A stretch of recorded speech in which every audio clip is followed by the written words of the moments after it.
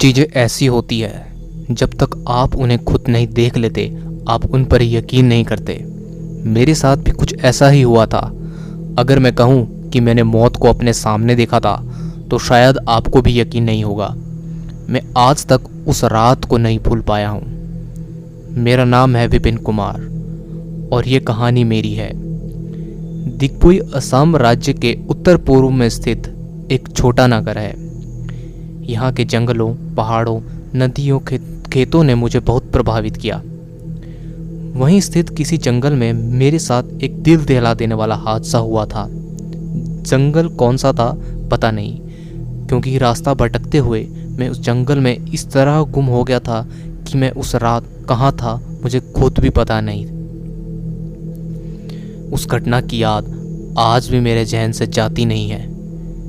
जब भी मुझे वो याद आता है मेरी रूह तक कांप जाती है। मैं अपने कॉलेज के दिनों में वहाँ छुट्टियाँ मनाने चला गया था। मेरा एक दोस्त मेरे साथ था, लेकिन हम कुल 27 लोग थे। ऐसा नहीं था कि हम सभी के सभी अच्छे दोस्त थे, लेकिन हर कोई वहाँ किसी न किसी के साथ आया हुआ था।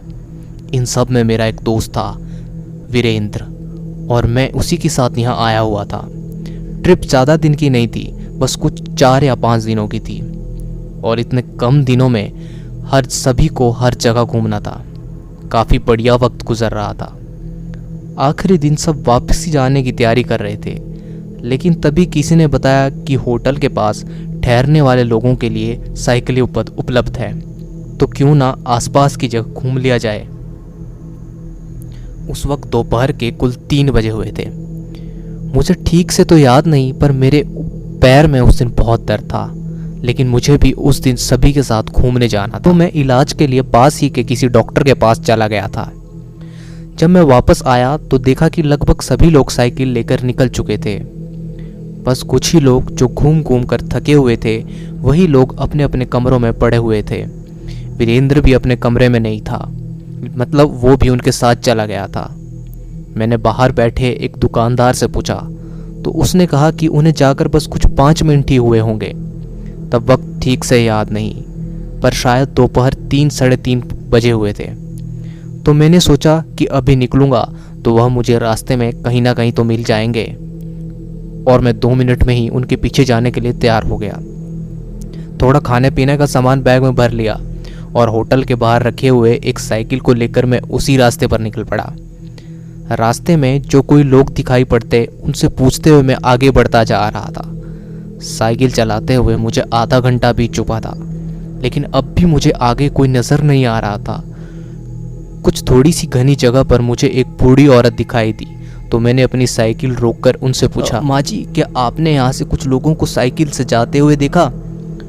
उस बुढ़िया ने मेरी तरफ नज़र उठाकर देखा और बस इतना कहा, हाँ जी धन्यवाद। इतना कहकर मैं आगे बढ़ने ही वाला था कि मैंने फिर से रुकते हुए उनसे पूछा, उन्हें यहाँ से निकले हुए कितनी देर हुई होगी?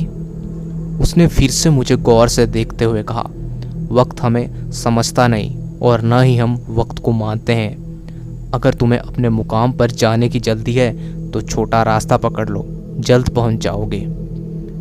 मैंने सवालिया निशान भरे चेहरे से उनसे पूछा, मतलब? तो उसने हाथ से एक कच्चे रास्ते की ओर इशारा किया। मैंने उस इशारे की दिशा में देखते हुए कहा, अच्छा, शॉर्टकट। और मैंने हंसते हुए उन्हें फिर से धन्यवाद दिया। उस बुढ़िया ने मेरे धन्यवाद का स्वीकार किया, पता नहीं, पर उसने अपने फटे होंठों से मुस्कुराते हुए मुझे फिर से उसी रास्ते की तरफ इशारा किया। रास्ता इतना कच्चा नहीं था, बस थोड़ा ही कच्चा था। तो मैंने मेन रोड से साइकिल को नीचे उतारा और उस बीच वाले रास्ते से निकल पड़ा। 15 मिनट बीत चुके थे, लेकिन रास्ता नज़र नहीं आ रहा था। पता नहीं यहाँ से निकलने में और कितना वक्त लगने वाला था। कुछ देर बाद मुझे एहसास हुआ कि आसपास की झाड़ियाँ घनी होती जा रही है। मैंने अपनी घड़ी में देखा तो 5:05 हुए थे, और अब मैं थोड़ा थका हुआ भी था।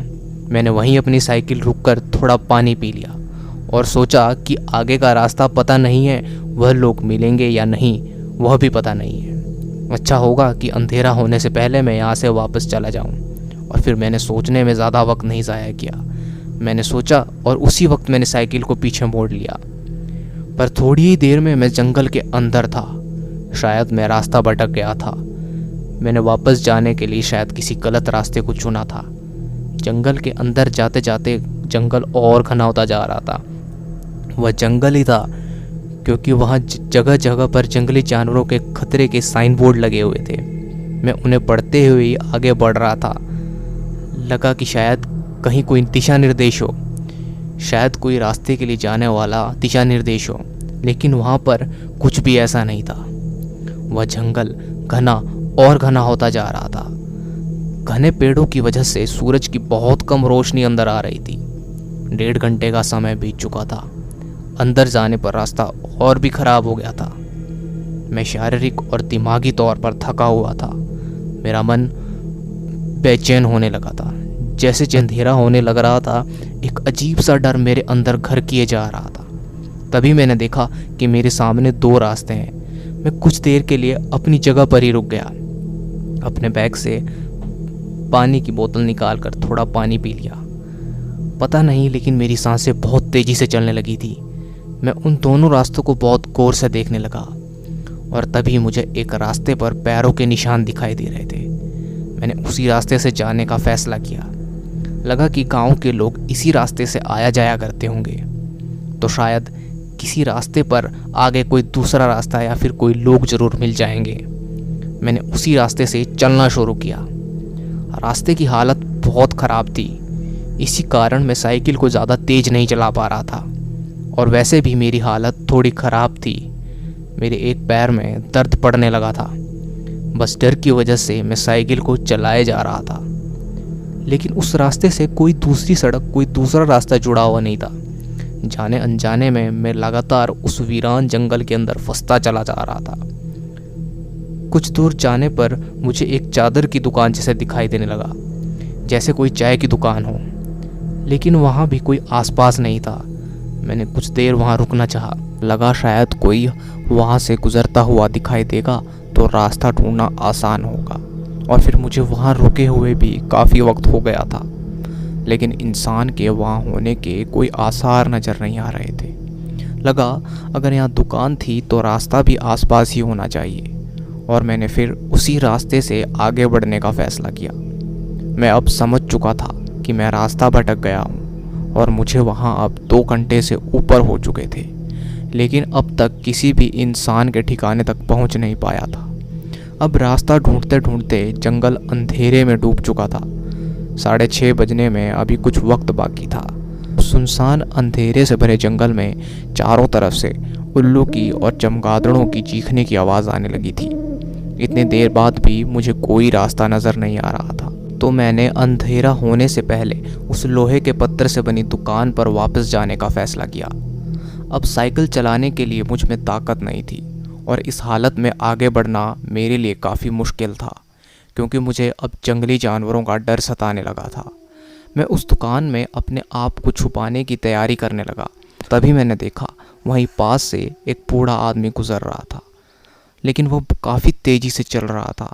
मैंने पीछे से उसे आवाज़ लगाई। पीछे से आती आवाज़ को सुनकर वह रुक गया और अपनी भारी भरकम आवाज़ में मुझसे पूछने लगा, कौन हो तुम? उसका चेहरा झुर्रियों से भरा हुआ था और वह बहुत डरावना लग रहा था। मैंने उसे जवाब दिया कि मैं यहीं पास के एक होटल से हूँ। थोड़ा जल्दी में था तो सोचा कि जंगल के रास्ते से जाऊँगा तो जल्दी पहुँच जाऊँगा, लेकिन शायद मैं रास्ता भटक गया हूँ। पिछले 3 घंटों से मैं बस रास्ता ढूंढ रहा हूँ। तो उस बूढ़े आदमी ने अपनी लाल लाल खून से भरी आंखों से मेरी तरफ देखा और कहा, चलो मेरे साथ। मैं कुछ कदम पीछे जाकर उनके पीछे पीछे चलने लगा। तभी उसने कहा, तुम्हारी रफ्तार धीमी हो रही है, तुम्हें मेरे साथ मेरी रफ्तार से चलना होगा। और इतना कहकर वह तेज़ी से चलने लगा। वह ऐसे चल रहा था जैसे कोई जवान आदमी चलता हो।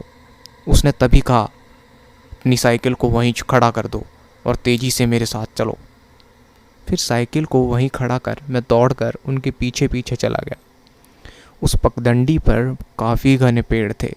ऐसा लग रहा था मानो कोई जानवर हमें खाने के लिए उन पेड़ों के बीच कहीं छुपा हुआ है। वह काफ़ी भयानक लग रहा था। लगभग 2 किलोमीटर चलने के बाद मुझे कुछ 3-4 झोंपड़ी दिखाई दी।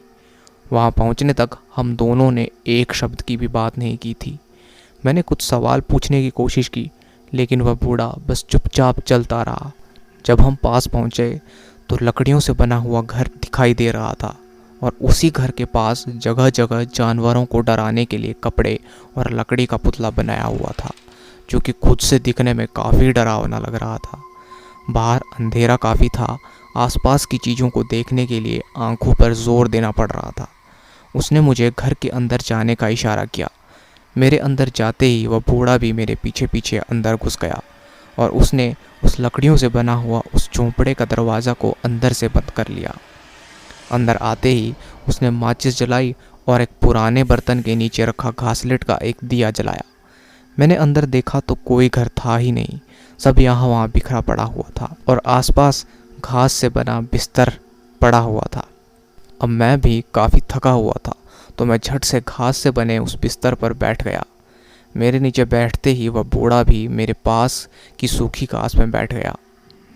मैंने अपनी बैग से कुछ खाने का सामान निकाला और उस बूढ़े की ओर किया, लेकिन उसने मुझे बस शांत रहने का इशारा किया। और वैसे भी मैं बहुत थका हुआ था। पता नहीं मुझे कब नींद आ गई। कुछ वक्त बाद मुझे ऐसा महसूस हुआ कि जैसे कोई मेरे गले पर धारदार हथियार से मेरे गले को काट रहा हो।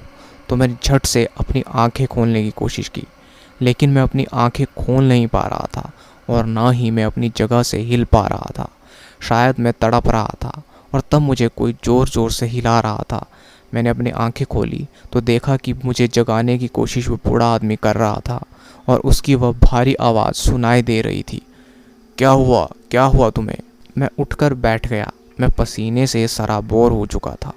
मेरी सांसें बहुत तेज़ तेज़ चल रही थी। मैंने सांस लेते हुए उससे कहा कि कुछ नहीं, बस एक बुरा सपना देखा। इतने में उसने मुझसे कहा, क्या कोई तुम्हारा गला काट रहा था? उसकी बात सुनकर मेरे रोंगटे खड़े हो गए। मतलब जो मैंने सपने में देखा था, इस बूढ़े को कैसे पता चला? मैंने अपने चेहरे से पसीना पोंछा और उससे पूछा कि आपको कैसे पता? तब मैंने देखा कि उसके बगल में एक धारदार हथियार छुपा हुआ था। मैं और भी डर गया, लेकिन पूछने की हिम्मत नहीं हो रही थी। ऐसा लगा कहीं उसने अभी मुझे मार दिया तो। मैंने देखा तो 8 पीस हो चुके थे। उसने कहा, घबराओ नहीं, ये यहाँ के माहौल का असर है। लेकिन एक बात ध्यान रखना, तुम्हें जितना हो सके उतना शांत रहना है। यह जगह ऐसी ही है। यह जगह ऐसी ही है मतलब? मैंने बस एक नज़र उससे पूछा, और फिर मैं नीचे देखने लगा। मेरी बोतल में जितना पानी बचा हुआ था मैंने वो सब पी लिया। सपने की वजह से मुझे काफ़ी देर तक नींद नहीं आई। मैं बस पड़ा हुआ था। मैंने उसे देखने की कोशिश की तो वह भी अब आराम से पड़ा हुआ था, किसी लाश की तरह। इतने में बाहर से कुछ अजीब सी आवाज़ आने लगी।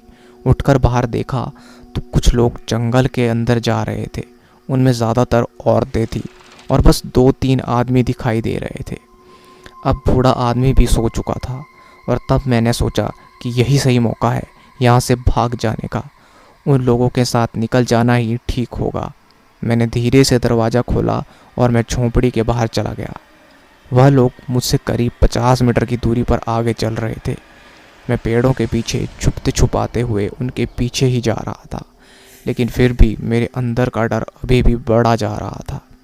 कुछ मिनट वह सारे लोग एक जगह पर रुक गए। उनमें से कुछ लोगों ने आसपास के मशालों में आग जलाना शुरू किया, और फिर धीरे धीरे वहाँ काफ़ी रोशनी हो गई। तब मैंने अपने आसपास देखा। आसपास का नज़ारा देख मेरे हाथ पैर ठंडे पड़ गए। आसपास के पेड़ों पर इंसानी शरीर के अंग लटक रहे थे। कहीं किसी का टूटा हाथ लटक रहा था तो कहीं किसी का टूटा हुआ पैर था। मैंने अपने सामने देखा तो उन लोगों के हाथों में भी कई सारे नरमुंड थे, और वह लोग उन्हें एक आग के चारों तरफ गोलाकार में रख रहे थे। मुझे ऐसा लग रहा था कि न जाने क्यों ही मैं उस बूढ़े को छोड़कर यहाँ आया। वह नज़ारा देखकर अगले ही पल वहाँ से निकलने के लिए मैं पीछे मुड़ा। पीछे मुड़ते ही मुझे ज़ोर का झटका लगा। मेरे बिल्कुल सामने बस 2 फीट की दूरी पर उन्हीं लोगों में से एक औरत खड़ी थी, किसी पुतले की तरह, जो मुझे ही देखे जा रही थी। वह ना ही अपनी आंखें झपका रही थी और ना ही कोई उसमें हलचल हो रही थी। उसे देख मेरे हाथ, यहाँ तक कि मेरे होंठ भी थरथराने लगे थे। पहले से ही मेरा पैर दर्द कर रहा था और अब वहाँ से भागने के बारे में मैं सोच भी नहीं सकता था। मेरे सामने मेरी मौत खड़ी थी। मैंने उससे बचकर निकलने की एक नाकाम सी कोशिश की, लेकिन वह मुझे पकड़कर किसी जानवर की तरह घसीटने लगी और घसीटकर उसने मुझे उन लोगों के सामने खड़ा कर दिया। ये सभी लोग जिंदा लाश की तरह लग रहे थे। मैं समझ चुका था कि यह मुझे जिंदा नहीं छोड़ेंगे। मैं उन्हें मुझे छोड़ने के लिए उनके सामने गिड़गिड़ा रहा था, अपने हाथ जोड़ रहा था, लेकिन मेरी बात का उन पर ज़रा भी असर नहीं हो रहा था। वह तो बस अपना काम किए जा रहे थे। और फिर उन्होंने मुझे बांधकर एक आग के पास लेटा दिया और फिर कहीं से खून लाकर मेरे पूरे शरीर में डालने लगे। मैं ज़ोर ज़ोर से मदद के लिए चिल्लाने लगा था। वह सब होने के बाद एक बुढ़िया मेरे सामने आके खड़ी हो गई। उस बुढ़िया को देखकर मैं एकदम शांत हो गया, क्योंकि यह वही बुढ़िया थी जिसने मुझे जंगल का रास्ता बताया था। तब उस बुढ़िया ने अपने पीठ के पीछे छुपा हुआ एक धारदार हथियार निकाला और उस हथियार को मेरे गले पर रखा। मैं एकदम से सुन्न हो गया। फिर उसने मेरे गले पर वार करने के लिए उस हथियार को हवा में ऊपर उठाया और उसी पल मैं वहीं पड़े पड़े अपने आप को छुड़ाने के लिए झटपटाने लगा। लेकिन पता नहीं कैसे उसी वक्त वहाँ वह बूढ़े बाबा और उन सबके बीच से धक्का देते हुए मेरी तरफ आगे बढ़े। उस बुढ़िया को लात मारकर उन्होंने दूर कर दिया और अगले ही पल उन्होंने मेरे पैरों को छुड़ाया और मुझे तेजी से वहाँ से भागने को कहा। तो मैंने ठीक से देखा तो उन्होंने मेरे हाथ और पैरों को इंसान की अंतड़ियों से बांध के रखा हुआ था। उसी पल वह सारे लोग किसी जानवर की तरह ज़ोर ज़ोर से चिल्लाने लगे। मेरे पैर में दर्द होने के बावजूद मैं वहाँ से भागा जा रहा था। वहाँ से कुछ दूर जाने पर सामने का नज़र आना ही बंद हो गया था। तब हर तरफ अंधेरा ही अंधेरा था। मैं बार बार पेड़ों से तो कभी पत्थर से टकरा रहा था। वह बूढ़े बाबा भी किस दिशा में थे वह भी पता नहीं था। देर बाद मुझे जोर का धक्का लगा और मैं शायद किसी बड़े से गड्ढे में गिर गया। मुझे बस यहीं तक याद है, क्योंकि गड्ढे में गिरते ही मैं बेहोश हो चुका था और पता नहीं फिर किसी जलन के एहसास से मुझे होश आया। मेरा शरीर जैसे जल रहा था। मेरे हाथों पर, पैरों पर, चेहरे पर तेज जलन महसूस हो रही थी, जैसे कोई मुझे आग में जला रहा हो। उस एहसास से मैं झट से जाग गया और मैं उठकर बैठ गया तो मैंने देखा कि मैं एक रास्ते के किनारे पर पड़ा हुआ था और सूरज की गर्मी की वजह से मेरी स्किन जल रही थी। शायद बहुत देर से मैं वहीं पड़ा हुआ था, क्योंकि मेरे कपड़े थोड़े गीले थे। मतलब किसी ने तो मेरे शरीर को धोकर सारा खून साफ कर मुझे यहाँ लाकर छोड़ दिया था। मेरे पास ही मेरी साइकिल भी पड़ी हुई थी। मेरे पैर की हालत ख़राब थी, लेकिन उस पर किसी ने पत्तों को बांधा हुआ था। लेकिन तब मेरे पैर का दर्द थोड़ा कम हो गया था। मैंने उठकर अपने आसपास देखा। आसपास अभी घनी झाड़ियाँ थी, लेकिन वह एक अच्छा सा रास्ता था। मैं उठकर साइकिल के पास चला गया तो वहाँ पत्थरों से एक निशान बना हुआ था, जो कि एक संकेत था कि मुझे किस दिशा में जाना है। मैं जान चुका था ज़रूर उस भोले बाबा ने ही मुझे बचाया होगा और उन्हीं ने यह निशान बनवाया होगा। उसको चेक करने की कोई गुंजाइश ही नहीं थी। जाहिर है कि जिन्होंने मेरी जान बचाई थी तो वह मुझे गलत रास्ता नहीं बता सकते। अपनी साइकिल लेकर सीधे मैं होटल निकल पड़ा, लेकिन दिमाग में अभी भी कई सारी बातें चल रही थी कि रात को जो कुछ मैंने देखा था, जो कुछ मैंने महसूस किया था, वह क्या था। कौन थे वह लोग, मुझे क्यों मारना चाहते थे, और कौन थे वह बाबा जिन्होंने मुझे बचाया था। मैं जब होटल वापस गया तो सब लोग काफ़ी परेशान थे। सभी मुझे रात भर से ढूंढ रहे थे। वीरेंद्र का तो मुझे ढूंढ ढूंढ कर बहुत बुरा हाल हो चुका था।